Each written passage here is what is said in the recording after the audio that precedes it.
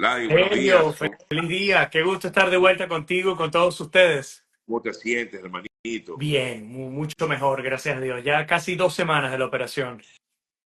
Y ya activo entonces, otra Activo, vez, ahí vamos, sí. Vamos, tú sabes, uno va poco a poco, pero poquito bueno, a ha poco. sido una muy buena Bueno, ya te vi oportunidad por para allí en una descansar. transmisión, te vi en una transmisión en vivo por allí y bueno, ya volviste al canal también. Sí, ya estoy en el canal y bueno, ya con todo, investigando, haciendo reportajes y bueno, no podía esperar para estar este miércoles contigo porque ha pasado tanta cosa que yo acostado en esa cama en el hospital decía, no es posible, voy a tener que conectar, pero bueno, mi esposa me mantenía amarrado. Uno tiene, uno tiene eso, ¿verdad, Sí. Vladimir? La adrenalina. Mira, yo a veces digo, hoy voy a olvidarme de todo y me voy a, tú sabes, me voy a hacer ejercicios, no sé, me pongo a hacer otras cosas, pero es inevitable. Inmediatamente te estallas el teléfono, empiezas a oír las noticias, Dios mío, ¿por qué no estoy yo ahí dando la cosa, informando? Es Increíble. inevitable, no. No, yo sí tuve que hacer algo de autocontrol y me funcionó muy bien y le Ok. recomiendo a aquellas personas que pasen por situaciones como esta y es que Ajá. cuando entré al hospital apagué el teléfono y lo dejé apagado hasta que salí. Y creo que eso me ayudó, por supuesto, a recuperarme un poco más rápido. Así que bueno, ya, pero ya estoy aquí con las pilas puestas porque lo que no leí, lo que no estudié durante esos días, pues obviamente me lo he comido durante esta semana, pues en la que me he reincorporado. Qué bueno, Vladimir. Bueno, vamos a conversar un rato sobre un tema muy particular que ha venido surgiendo por allí y que me gustaría hablarlo contigo porque sé que es noticia sobre todo de primera página básicamente en Venezuela porque es un tema que muchos han criticado. Te quiero preguntar, para comenzar esta conversa, vamos a ver si lo empezamos suavecito o cómo.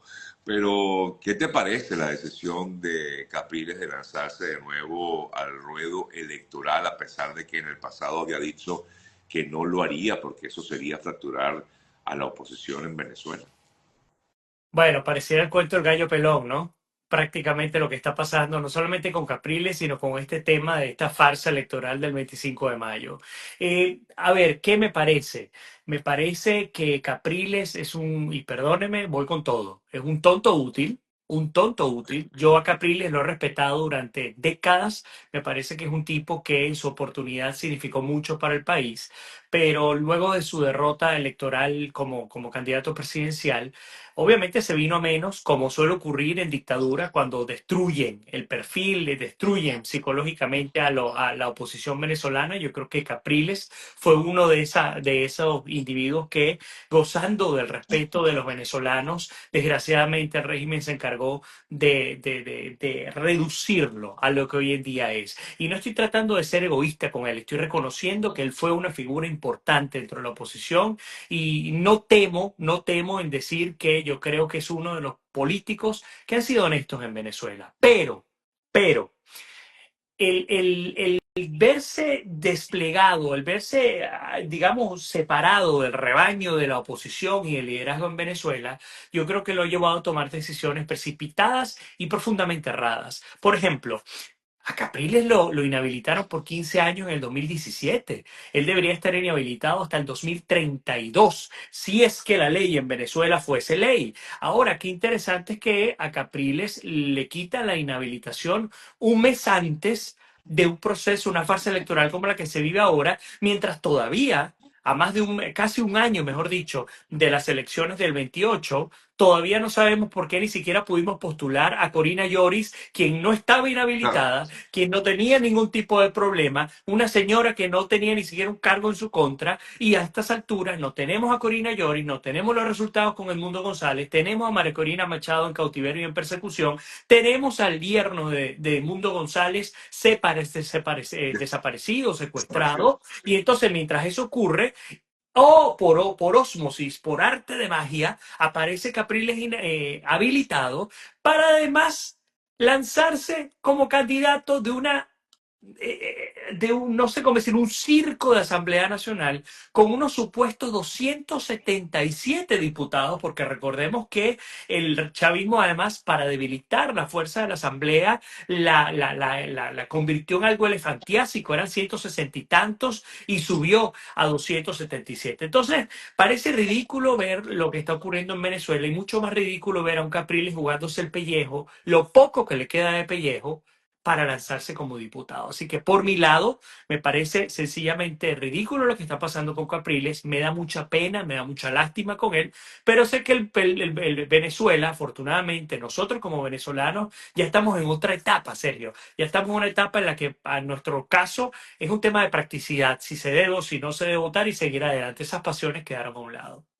Ahora, Vladimir, pero si no hace esto, ojo, no quiero defender a Capriles, Claro. sino que él y otros representantes de la oposición en Venezuela, entre comillas, se lanzan como candidatos. Si no hacen eso, ¿qué deben hacer? ¿Quedarse en la clandestinidad como ha tenido que hacer Juan Pablo Guanipa o la propia María Corina Machado? Qué ironía, ¿no? Juan Pablo Guanipa, mientras está en la clandestinidad, su hermano Tomás Guanipa también es otro candidato de un nuevo tiempo. Es decir, son las cosas que uno no entiende de Venezuela, una simbiosis, de verdad que es un caso de estudio, ¿no? Bueno, yo te tengo la respuesta. La Ajá. respuesta está en un discurso que dio María Corina Machado el 19 de enero. El 19 de enero ya dijo algo, dijo, miren, votar por votar sin poder defender el derecho, el resultado electoral, o incluso votar por votar sin tener las garantías que se deben llevar, que se deben tener, no es defender el voto, sino es desvirtuar el voto. ¿A dónde voy? Yo sé que uno de los discursos, digamos, el discurso principal del régimen de Maduro, incluyendo Cabello, etcétera, ha sido siempre, bueno, es que ustedes sacan la cartilla de la abstención cuando les da la gana, pero es que ante dictadura eso tiene que ser así, porque yo siempre pongo el ejemplo, en Cuba se vota, en Corea del Norte se vota, en China se vota, pero siempre gana, es más, en Nicaragua se vota, pero siempre va a ganar el que controla el poder, que es la dictadura. Entonces, votar en sí mismo no tiene valor, sino imposibilidad de defender ese voto y hacerlo real. Hasta el día de hoy, ni siquiera la página del CNE se ha Sí. activado, ni siquiera se ha entregado el cronograma electoral. Es decir, todos los ni siquiera que pudiera sacar acá nos llevaría todo el programa, serio. Entonces Ah. no hay nada que discutir. El que quiera votar, que lo haga. Sería un dolorcito, un poquito más de cabeza para el régimen, pero a mí me tiene sin menor cuidado lo que pueda ocurrir el 25 de mayo. Me preocupa mucho más lo que continúa siendo el control del poder por parte del chavismo y que tenemos a una María Corina Machado que sigue estando, sigue siendo perseguida, sigue estando en cautiverio y siento que estamos dejando de hablar de ella y ver Ajá. cómo podemos alinearnos a su visión para comenzar ahora a desviarnos a ver qué está pasando con un nuevo tiempo, con la gente de Primera Justicia y con Capriles. Ahora, pero ¿qué se puede hacer en estos momentos, Vladimir? Tomando en cuenta, de hecho, veo muchos comentarios, no de ahorita, porque mucha gente escribe ahora, sino que ya he visto muchos comentarios que ahora critican a María Corina por estar en La esa excepción. clandestinidad, la Ok. critican porque no se dio, digamos, lo que tanto se esperaba, que era el cambio democrático del país. Te consulto, ¿es culpa de María Corina o culpa de Qué quién? bonito sería tener una varita mágica, ¿no? Y no solamente Maracorina, nosotros tenemos 25 años haciendo una especie de ensayo. Yo siento que nosotros somos como unos científicos en un laboratorio tratando de encontrar la cura a una enfermedad que no conocíamos. Así lo siento yo en Venezuela. Entonces, hemos hecho todas las pruebas. En algunos momentos ha reaccionado el enfermo ante cierta estrategia científica y no ha funcionado. A la postre no ha funcionado. Yo creo que es muy justo acusar a María Corina Machado porque el problema no es de María Corina Machado, el problema es nuestro. Y yo creo que la mayoría del país lo ha entendido así de una buena vez por todas. Ya vimos a una María Corina que no vendió, que no claudicó, como el caso de incluso del propio Enrique Capriles, de otras figuras políticas en Venezuela, y que continúa, a pesar de que siga acorralada, continúa con su línea. Ahora, pero bueno, la postura ella, que por qué no debemos votar, que por qué esto, que por qué lo otro. Bueno, la realidad es muy concreta. ¿Ustedes sinceramente creen que después de lo que pasó el 28, tiene sentido siquiera salir a perder media hora de tu tiempo para ir a votar por algo que no tiene nada, que no va a influir en nada para resolver el problema del país? Porque a menos que fuese una estrategia nacional, colegiada, en la que digamos todos, definitivamente, aunque perdimos el 18, digamos, perdimos la oportunidad de poder obtener el poder porque el régimen no le dio la gana, vamos a seguir dándole dolores de cabeza al régimen y todos masivamente vamos a votar. A menos que esa sea la estrategia, no tiene Ajá. sentido que se postulen cuatro o cinco pelagatos que ya son fantasmas, que son viudas del poder y que pues no van a hacer ningún cambio en la realidad en Venezuela. Pero te vuelvo a preguntar, Vladimir, y disculpa, o sea, qué le queda en todo caso a la oposición en Venezuela, tomando en cuenta de que ha sido difícil lograr ese cambio que todos queremos? Lo hemos hablado tú y yo durante 6 años, Sergio. Muchas veces la palabra no sé vuelve a salir. Y Claro. es triste porque obviamente hemos estado circulando en torno a tantas desgracias en el país. Yo creo que a partir de lo que ocurrió el 28, me hace recordar siempre la metáfora de la persona que se está ahogando en una resaca, ¿no? Del mar. Esa persona trata de nadar y nadar y nadar y llegar dentro de la resaca y finalmente termina ahogándose. Y lo que dicen los salvavidas que es, déjate llevar por la resaca, retrocede, busca los lados y vas a lograr llegar a la orilla. Yo creo que no tiene sentido. Para mí nadar dentro de la resaca es votar y votar y votar y votar y votar y votar Claro, por votar. claro. Para mí es eso. Ahora, el problema está en que tenemos que hacer una pausa, dejarnos llevar hacia atrás y buscar otras estrategias. Yo creo que esa es la etapa en la que tenemos que estar ahora. Desgraciadamente no vengo con respuestas, obviamente no soy yo quien tiene que proveer esas respuestas, pero creo que hacia allá es donde tenemos que ir. ¿Cuáles serán los próximos pasos? Maraconín ha insistido en que no ha parado de hablar, de analizar y de buscar estrategias, e insistido en que el régimen sigue acorralado. Yo, por el contrario, creo que el régimen ha tomado un nuevo aire.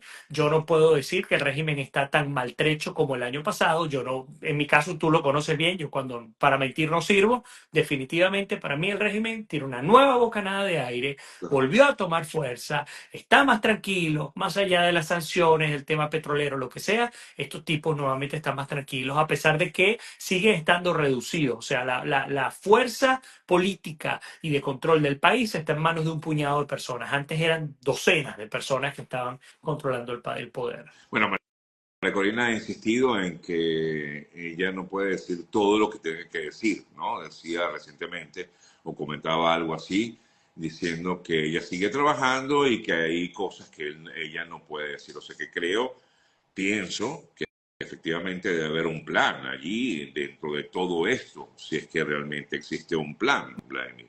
Bueno, no sé yo. Espero también que exista un plan. A mí me preocupa muchísimo ese cautiverio prolongado. Yo creo Claro. que el cautiverio prolongado va a comenzar a generar un costo importante, psicológico, político para María Corina Machado y pudiéramos quemarla. Y es lo que espero que no ocurra, porque ha sido una especie de vela, ¿no? De luz al final del túnel, sin, digamos, ideologizarla, una luz al final del túnel. Otra vez, yo creo que tiene que ver con un tema de estrategia concreta, insisto, si nos vamos a la práctica, porque aquí hay que quitarse la víscera y comenzar a pensar con la cabeza. Si nos vamos a la práctica, para que haya cualquier tipo de cambio en Venezuela, tiene que haber gente en la calle. Eso es lo primero. O sea, si no vemos un país movilizado que arrincona al régimen, el régimen va a seguir controlándolo sin ningún problema. Ese es el primer punto. El segundo punto tiene que ver con cuáles son las acciones, como tú lo has comentado. Una acción electoral llevada a cabo un 25 de mayo, después de lo que ocurrió el 28, cuando ni siquiera hay un acta que se pueda auditar, no tiene sentido. Hoy más que nunca no tiene sentido. Pero aún sin tener sentido, pudiéramos tomar la propia estrategia que aplicó María Corina Machado para el 28 y decir, bueno, nosotros busquemos las estrategias, la vía para votar tan masivamente y tener tanta gente en las urnas, en los centros electorales, que definitivamente se vuelva a demostrar cómo siguen robándonos. Eso pudiera ser una estrategia, pero hasta ahora María Corina Machado no la ha planteado. Y por mi No. lado, quien a quien respeto en este momento desde el punto de vista político en Venezuela es a ella, pues yo decido obedecer lo que la líder está comentando. Yo creo que uno también tiene que confiar en sus autoridades y María Corina, aunque no tenga el papel de la mano que es presidente de Venezuela, pues obviamente ella es una autoridad, aunque insisto, esté en cautiverio. Sí. Me llama la atención mucho los comentarios que hacen de María Corina aquí en el programa esta mañana, Vladimir. Incluso hay comentarios un poco bastante fuertes porque dicen que María Corina se quemó. ¿Tú crees que María Corina se quemó? Bueno, el régimen tiene que estar disfrutando este programa una barbaridad, Sergio, Claro, porque eso es lo que está buscando el régimen. Así de sencillo. Lo hizo claro. con Buscar que la Leopoldo gente ya no López. confíe. Sí, Perdón, Vladimir, sí. disculpa que te No, no, no, interrumpí. lo que tú dices es determinante, el tema de la confianza, porque se supone que la legitimidad se gana, no se decreta. Y uno diría, bueno, pero Maduro sigue controlando el poder sin legitimidad, claro, por eso es que usa la fuerza. Más nada. Entonces, el régimen, si en algo ha sido experto, es en destruir la legitimidad de los líderes de la disidencia en Venezuela. Yo creo que en el caso de María Corina le ha costado más por muchas razones. Uno, ella toda su vida ha mantenido la misma línea. Ella toda su vida se ha peleado con quien se tiene que pelear, así sea la oposición. Ella toda su vida ha estado en contra del régimen y no ha negociado, eso es importante. Y además es la única mujer que ha logrado pararse no solamente contra el régimen, sino de tú a tú contra Chávez y decirle que era un ladrón. Entonces, digamos, ella tiene unos elementos que han hecho que sea más lento el deterioro político, pero yo coincido. Es decir, yo estoy seguro que para muchas personas ya la palabra María Corina Machado no significa lo mismo que el año pasado y también estoy seguro que muchas personas ni siquiera están siguiendo lo que ella está adelantando. Sí, ahora es que nos cambiamos el tema, pero nos desviamos, pero Sí. me llama la atención mucho los comentarios, porque algunos dicen que se quemó, otros dicen ajá, pero ¿qué más tenía que hacer María Bueno, Corina para que... O sea, claro, sí. por supuesto que ella buscó lo que siempre ha buscado, que es el cambio democrático en el país, pero está más allá de sus manos, no sé, pienso yo, Vladimir. Yo creo que otra vez es interesante el ver la reacción de nosotros, ¿no? Y no acuso absolutamente a nadie. Respeto completamente lo que todos dicen, porque entiendo el que dice que ella se quemó, pero también entiendo y me pongo los zapatos de ella y nunca quisiera estar en esos zapatos. Yo creo que incluso conversándolo en privado, hemos dicho que esto casi que es una especie de encomienda de Dios, porque definitivamente no todo el mundo le gustaría estar en la posición en la que ella está. Pero les pregunto, una mujer que está desde julio del año pasado, un poco antes, incluso en cautiverio, ¿qué puede hacer? ¿Hasta dónde puede llegar? Una mujer que ha Oye, pero logrado es que también hacer... me parece, Ujú, disculpa que te vuelva a interrumpir, Vladimir, sí, pero también me parece un poco de malagradecimiento, porque después de todo lo que ella hizo, mira cómo esta reacción de pronto ha surgido. La he claro. venido viendo en los últimos días, pero hoy me llama mucho la atención los comentarios de la gente, ¿no? Bueno, sí, pero los políticos están acostumbrados a llevar estos golpes también. O sea, ella tiene Claro, que tener claro, el cuero duro para entenderlo y ella no es gafa, ella no es tonta, es una mujer muy inteligente. Ella sabe que está el reloj, ahora está jugando en contra de la iniciativa que ella está liderando, pero fíjese lo que acabo de decir, está jugando en contra de la iniciativa que ella está liderando y no en contra de ella, porque aquí no se trata de ella. Aquí hay que entender que si ella se quemó, tú te quemaste, yo me quemé y los venezolanos nos quemamos. Hay que entender de una buena vez por todas que no podemos ver las cosas desde afuera, que no se trata de esos que están luchando por la libertad, es que es tu país, es que es tu problema. Entonces, pues definitivamente, así como pasa en Cuba, que he analizado y he entrevistado a todo el mundo, a todos los líderes cubanos que han estado en cautiverio de los últimos 10 años, los he entrevistado y todos han terminado, entre comillas, quemados. ¿Y qué pasa cuando terminan quemados? El pueblo paga las consecuencias igual. claro, claro. Entonces, por eso que yo insistía tantos meses atrás contigo, en que, serio, nosotros no podemos dejarla sola. Nosotros tenemos que seguir, porque no por ella, sino porque a través de lo que estamos haciendo con ella, es que pudiéramos acercarnos a la libertad en Venezuela. El año pasado, como nunca lo estuvimos, nadie creía en las elecciones, y miren el batazo que le metimos al régimen. algo que no pudimos demostrar nunca en la vida, lo logramos demostrar por primera vez allí. El batazo que le metimos sacando unas actas de contrabando, las logramos meter en la OEA aquí en Washington, D.C., que el régimen buscándola como animales, no las lograron agarrar. Tratando de agarrar a la María Corina Machado, no pudieron hacerlo. Tan desesperados tuvieron que, insisto, que 24, 48 o 72 horas antes de las elecciones se fueron a secuestrar el yerno de Edmundo González para tratar de frenar el aparato que se les venía, porque definitivamente yo sí creo, y siempre lo digo, que Edmundo González iba a aterrizar en Maiquetía con los expresidentes de América Latina, pero yo creo que muchos elementos, entre ellos el del yerno, tuvieron que haber influido. Y hoy en Ah, día sigue secuestrado, ni siquiera se sabe sí, dónde está metido. Es una realidad lo que está pasando en Venezuela, así es. muy triste, repetitiva, pero la única diferencia, Sergio, y con esto cierro la Sí. primera idea, es que María Corina no ha negociado, no ha tenido un G4, un grupo de partidos políticos tradicionales que le han metido No, el se ha freno, no lo ha mantenido fiel a tenido. sus creencias, a lo que él ya siempre ha predicado. Esa es Así toda es, la razón. no se ha entregado a la justicia, no ha estado en hechos de corrupción y con esto la limpia de cualquier historial que puedan tener líderes anteriores, incluyendo Capriles, Leopoldo, Guaidó, y pare usted de contar todos los demás, unos más, unos menos. Así es. Vladimir, bueno, vamos a cambiar de tema porque efectivamente aquí no vamos a cambiar el mundo, pero sí, bueno, un poco hablar porque de eso se trata nuestra conversación, un poco analizar lo que ha pasado en la semana. Mucha gente te está preguntando, porque yo comenté algo al respecto hace unos minutos, acerca de esta carta que ayer fue publicada, no sé si la viste, que firmó Marco Rubio en enero de este año, donde habla acerca de la posición que tiene Marco Rubio sobre el TPS. Y yo comentaba, bueno, que era, digamos que Rubio fue siempre una figura importante en el cambio democrático del país. Y dicen que es como un doble discurso que tiene Marco Rubio. Sabes de lo que te hablo, ¿verdad? Sí, Vladimir? sí. Yo creo que Querían tú. Ajá. el tema con Dime. Rubio es un tema complicado. Cuando el presidente Trump, me perdonan, tomó posesión del cargo el 20 de enero, nosotros aquí en tu programa decíamos que definitivamente mucho más nos interesaba la postura de Rubio que la de Trump, porque Rubio, conociendo el bagaje que tiene, la cercanía con la comunidad venezolana, cubana, nicaragüense, etcétera, él podría ser determinante para las políticas hacia estos países. Desafortunadamente creo que eso no fue así.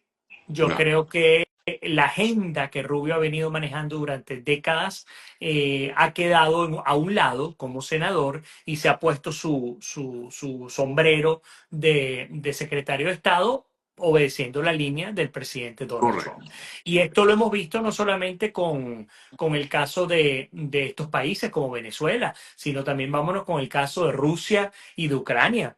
Rubio siempre tuvo un verbo en contra de Rusia increíblemente incendiario. Claro.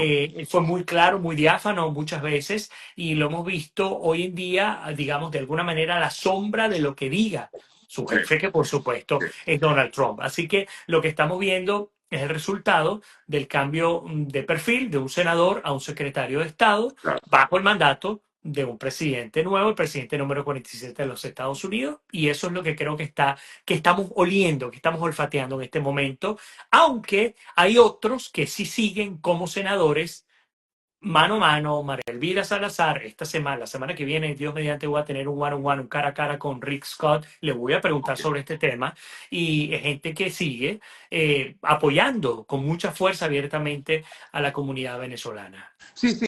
Sí, yo siento, y bueno, lo comentaba, creo que vas en la misma línea de lo que yo pensaba, que al final está diciendo lo que le dice su jefe, pues, o sea, al final su jefe manda, dicta una orden o en una línea y él como secretario de Estado, como bien acabas de decir, pues sigue, digamos, esa línea, aunque no esté del todo de acuerdo. Bueno, es lo que me parece, ¿no? Igualmente tú Sí.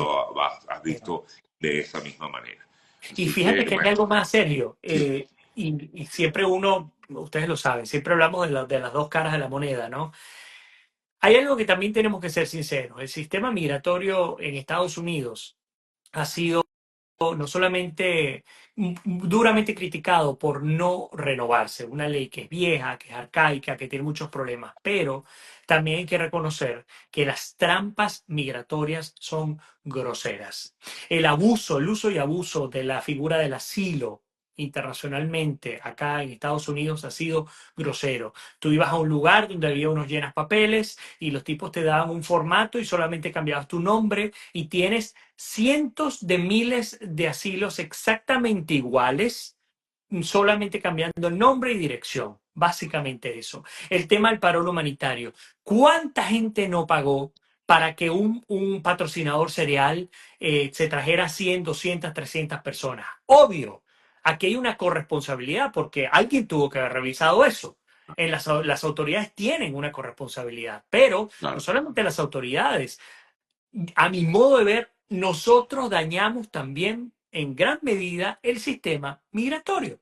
sí, Antes, una persona que metía un asilo hace 20 años atrás, a los, al mes, a los 6 meses, al año máximo, ya tenía su cita, demostraba su miedo creíble y pues ellos, digamos, los americanos, tomaban la decisión que normalmente era afirmativa.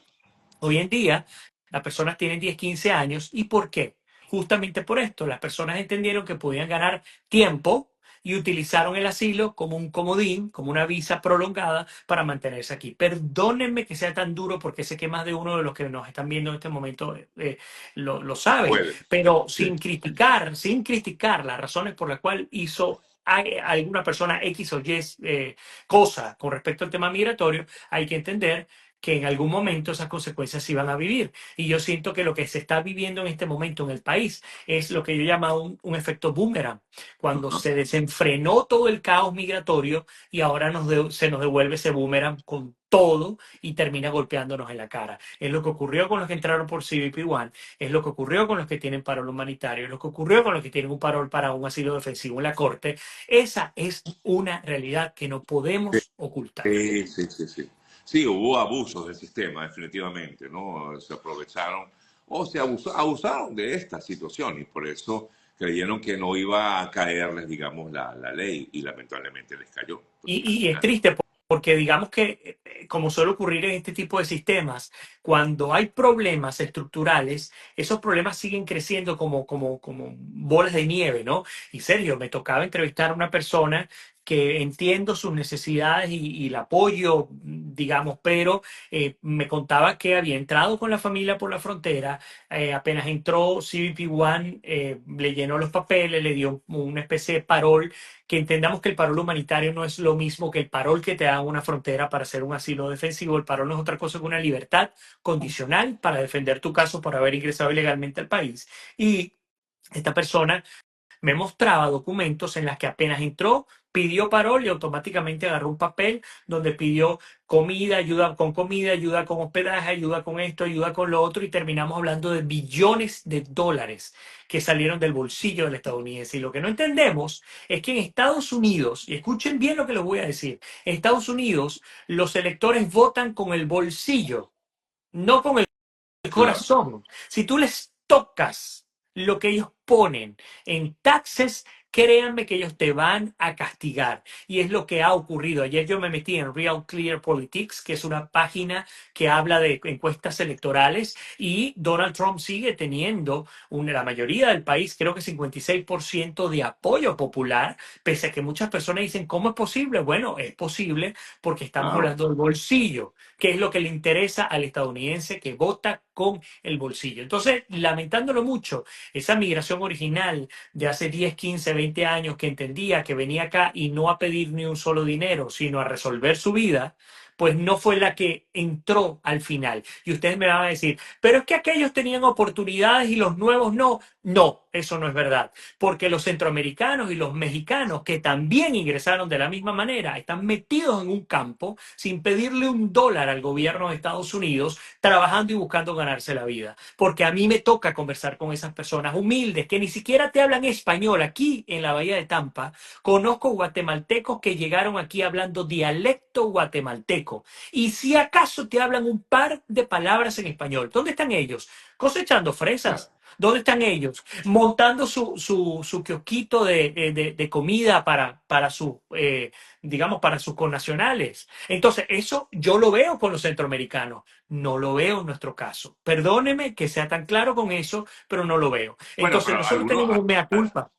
hay muchos que sí, Vladimir, Por hay muchos que supuesto que sí, hay muchos que sí, pero claro. a donde Claro. quiero llegar es que, y siempre yo te lo dije a ti, yo nunca he ido ni he conocido de un refugio para mexicanos, de un albergue No, para centroamericanos. entiendo. Yo Sí. esto, y tengo más de 10 años viviendo en este país, la primera vez que escuché hablar de albergues y de refugios, justamente lo escuché hablando de venezolanos. Entonces, a dónde voy, no para autoflagelarnos, ¿no? Yo creo que lo importante es entender que hay un reajuste de poder dentro de Estados Unidos y ese reajuste de poder implica el tema migratorio. Debemos ser muy precavidos, y tú lo has dicho todas tus semanas, siempre estar de la mano de un abogado de inmigración ante tipo de casos y no salir desbocados a huir. Fíjense que ya el parol está protegido, el TPS está protegido, es decir, aquí las instituciones funcionan, aquí la autonomía de poder se ha visto reflejada en este país, más allá de las opiniones políticas de X o Y funcionario. Entonces, así como comenzamos con Venezuela y terminamos con Estados Unidos,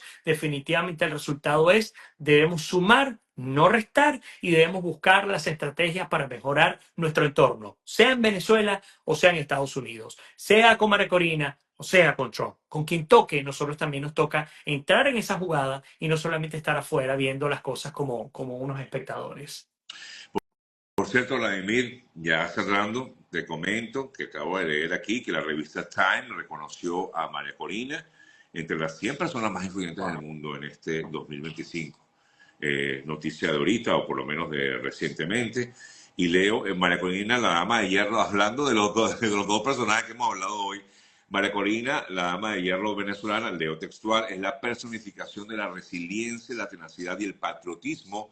Comienza diciendo la descripción que fue escrita por Marco Para que Rubio, secretario veas. de Y Estado sí, y él ha hablado norteamericano. infinidad, Ah, infinidad de veces, ha hablado Marco Rubio de María de Corina, María, Rick no, Scott, el de propio hecho, Donald Trump, sí. y fue Una una mujer que se ha de las ganado primeras a pulso. llamadas que tuvo Rubio apenas fue nombrado secretario de Estado, ¿no? Así es, así es. Y ojalá que internamente se continúe discutiendo qué estrategias y qué opciones hay para apoyar a la liberación de Venezuela, porque sabemos que no podemos ser liberados solos, aunque sabemos que la responsabilidad es nuestra, de más Nuestra, nadie. totalmente, Ujú. completamente.